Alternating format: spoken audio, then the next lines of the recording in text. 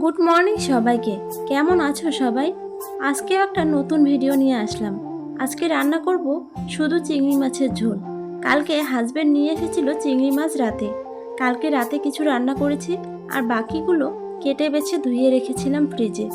জানো, আগে আমি জানতাম না যে চিংড়ি মাছে আবার পিঠের দিকে নোংরা থাকে।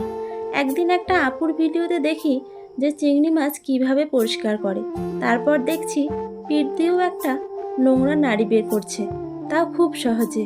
এখন আর চিংড়ি মাছ পরিষ্কার করতে আমার বেশি ঝামেলা মনে হয় না। আজকে আমাদের রান্নাঘরে লাগানো হবে টাইলস, তাই আর বেশি কিছু রান্না করার সময় নেই।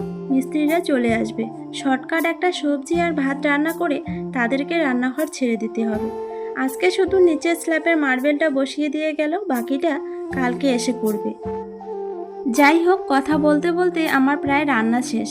অনেকেই আছে চিংড়ি মাছের মালাইকারি খায়, আবার পটল চিংড়িও খায়, কিন্তু আমরা যেহেতু গ্রামে থাকি তাই আমাদের সবসময় নারিকেল থাকে না, বা বলতে গেলে আমাদের বাড়িতে কেউ ওগুলো পছন্দও করে না। আমরা যেহেতু গ্রামের মানুষ, সাদামাটা রান্নাই আমাদের বেশি পছন্দ। আজকে তবে আসি, সবাই ভালো থেকো।